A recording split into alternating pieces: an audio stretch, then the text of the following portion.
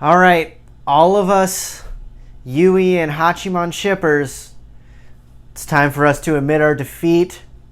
Gonna get into my teen romantic comedy, climax season episode 11. Only a heated touch truly remains the sentiment is the name of the episode. Before I get into the episode, guys, make sure you like the video and subscribe to my page. It really helps a lot. There are three main themes in this episode. The first is that humans and relationships can't be summed up into one word.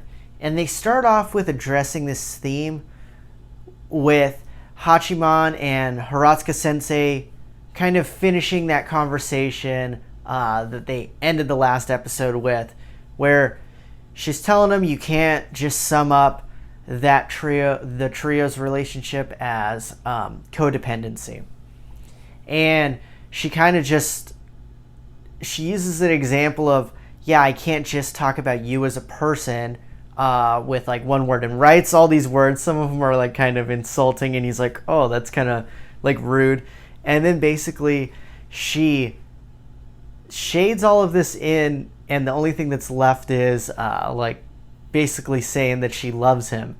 And she tells him that he's her favorite student and stuff. Really, it makes us think, is Hiratsuka Sensei moving away because maybe she wants to date Hachiman and she can't do it as his teacher? Or is she moving away because she can't control her feelings for him and is afraid she's going to make a move or something? I don't know. These are thoughts in my head. I know some of the stuff is playful, but definitely crosses the line. Not that I mind, because I'm a huge fan of Hiratsuka Sensei. If I was in Hachiman's shoes, I am a huge Yui fan, but probably have to cave in for Hiratsuka Sensei. She's got a job, nice car, great move picking her. But I digress. So that's a big theme, and I'll get back to that again.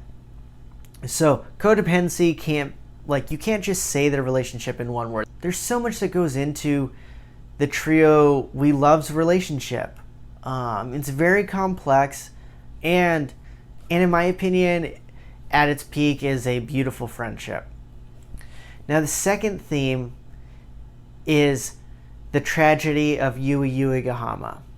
Now, this relationship between the three cannot continue on if Yui pursues the route that her heart really wants. We all know that she's in love with Hachiman. She says she wants it all. It's impossible for her to get it all. And we know deep down that she knows that she can't have it all. There's no way that she could date Hachiman and have Yukino be involved in their friendship anymore.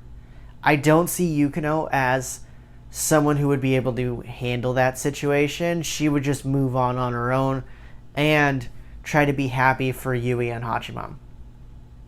Yui, on the other hand, she has accepted the fate that is going to happen. Her heart wants to be with Hachiman. She needs the friendship with all three of them, though. This is how I see it. Some of you may disagree. And she's been saying, basically in her inner monologues, that she knows it's over and that she's not going to end up with Hachiman.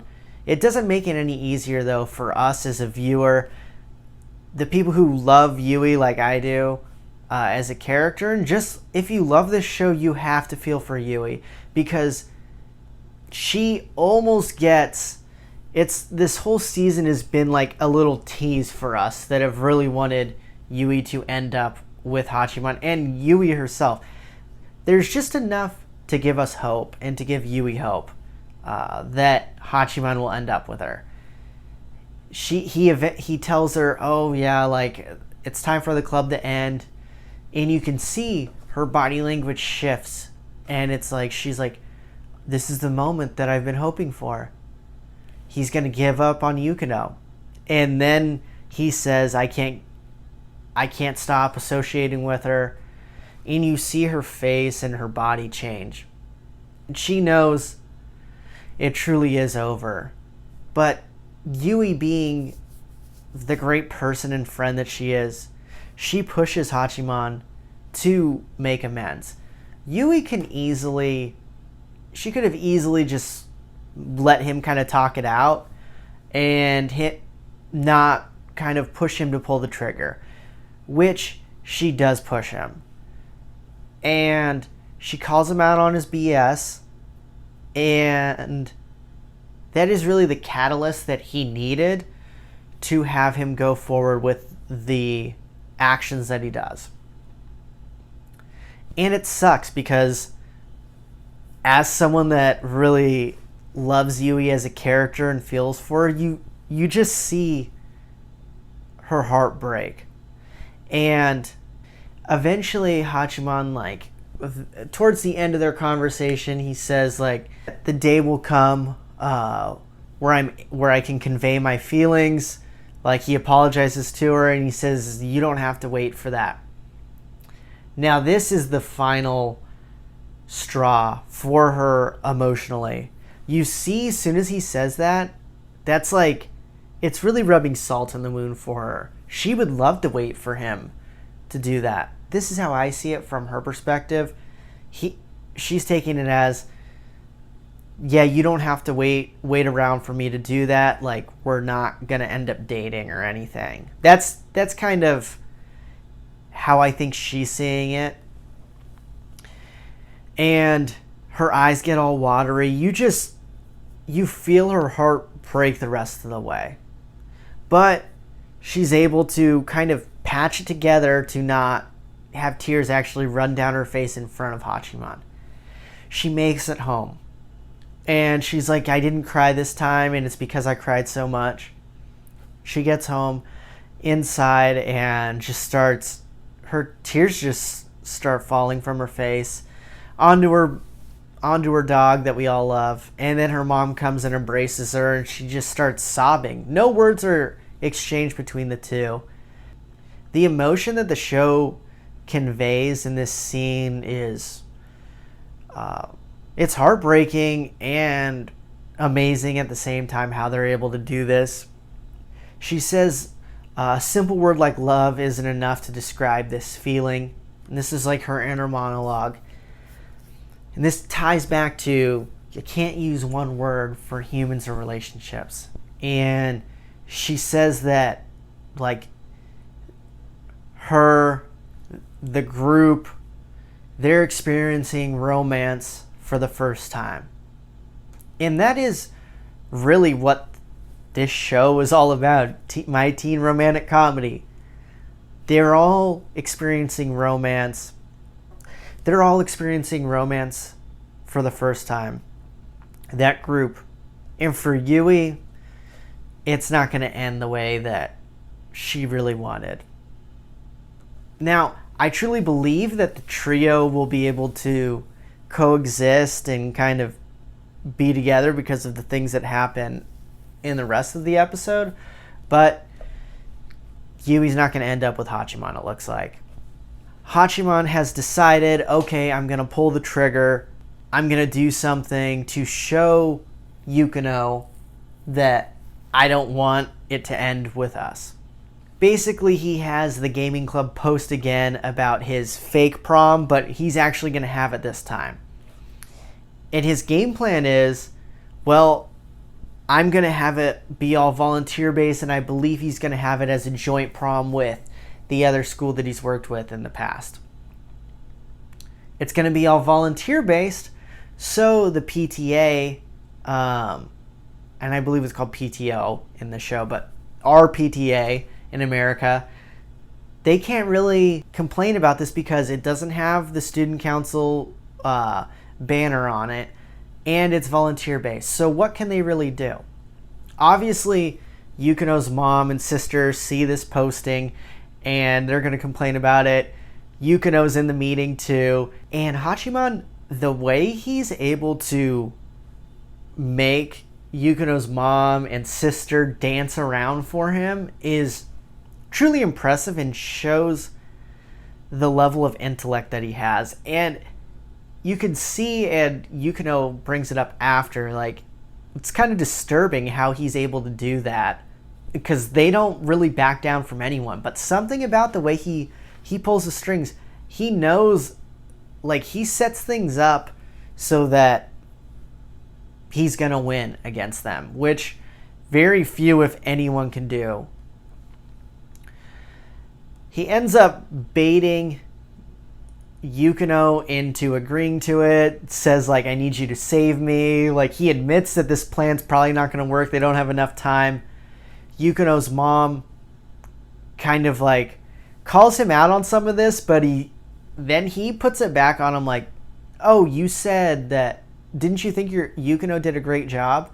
And she's like, yeah. And he's like, well, yeah, that's the person I want to help me. If anyone can do it, she can. And Haruno, like, is super entertained by this, because she herself is a puppet master, and really Hachiman is a kindred spirit to her. She's loving every minute of this. Yukino has agreed to help him with this, and after the meeting, she's upset. She's walking away from him, and this is where I'm going to get into the final theme in this episode, and it's the importance of communication. The show, the last, like, basically season and a half, has been talking about how everything's fake and what they have isn't real. But really the problems with this is no one's outwardly saying how they feel. Everyone's kind of tiptoeing around each other's feelings. We know how Yui feels. She says she wants everything. She's really in love with Hachiman. But she won't actually say it to him on the park bench. But part of it's because she's mature and knows they can't end up together if all of them can't be friends if she ends up with him. So Hachiman finally pulls the trigger, and he tells Yukino, like, hey, I'm doing this because if I didn't do this, we would just continue drifting apart. And she's like, no, like, kind of says, no, we wouldn't. And he's like, no, that's BS. Both of us are horrible at socializing. And she gets, like, upset with him. She's kind of running away. And he grabs her hand, and as he's holding her hand, he tells her, if I let go, I'll never be able to grab you again. And for someone, Hachiman is not an outwardly romantic person. He is not really good at communicating how he feels.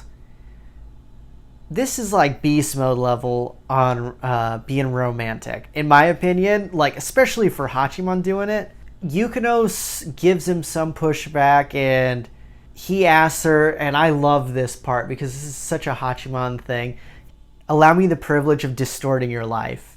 And they have, like, a push back and forth. At some points, she's, like, talking about how big of a pain in the butt she is, and he's kind of like, yeah, I know all those things, they don't bother me. Which, they've finally gotten back to the banter that I really enjoy with the two of them, that is really unique for those two characters, and it's what makes this show amazing. We kind of got away from that because there was a huge wall in between them most of the season, and even part of the end of last season. And this wall's kind of breaking through, and we're starting to see their banter and why people love those two together. And another just classic line. He says, I'll give you everything and anything to be involved in your life. And again, there's some funny banter back and forth. She's like, my life isn't worth that much. And he's like, well, neither is mine. Like, this is the lowest it's ever been. Best time to buy here. The price will never go lower. Typical Hachiman fashion. Every instance where she tries to push back, he hits the tennis ball back over at her. And eventually she starts to cave in. He eventually like grabs her hand that it was on his chest, and he puts it back on his chest, and it's really a beautiful scene with the two of them. And finally, because he's opened himself up to her, they're not saying they're in love. He's not saying I love you, but he's saying I want you in my in my life forever. She says to him, please allow me to have your life, and goes in and embraces him. And again, guys, this is such a beautiful scene. You guys know I've been a Yui and Hachiman shipper since like day one almost. But this was amazing and really a perfect episode, in my opinion. You see the importance of communication, and for all of you anyone who's watching this that's in love with someone but is scared to say it, this is why you need to communicate. Because if you don't, the opportunity might pass you by and you might drift away from the person you're meant to be with. I would love to have 1 million seasons of this show and 1 million more episodes. But the end of this episode, I feel like, was as good as it could go. I would have been content with them ending it this way, kind of leaving it up in the air. I know a lot of people wouldn't have liked it, and there's like a lot of stuff that left to be resolved. But really, this was like a perfect end. We can see where it's kind of going. I don't know how they're going to top this. You mean a 25-minute episode where we've had a lot of the things that we wanted resolved already resolved. So I think they're going to have the other prom happen. I don't know if there's going to be a flash forward in time, what's going to happen here, but I'm really excited to see what happens, and I was really content with the end of this episode, but I'm sure they're going to stick the landing for sure at the very end. But I'd love to know what you guys think about the episode. What did you think about what I took out of it with, not being able to summarize relationships or people into one word, the tragedy of Yui, and the importance of communicating with people you care about? Did you guys get any different themes, or what did I maybe miss from those themes that I was talking about? Hey guys, this is Wade Willis. Thanks for watching my video. Here's 2 other videos I think you might like, and don't forget to subscribe to my page.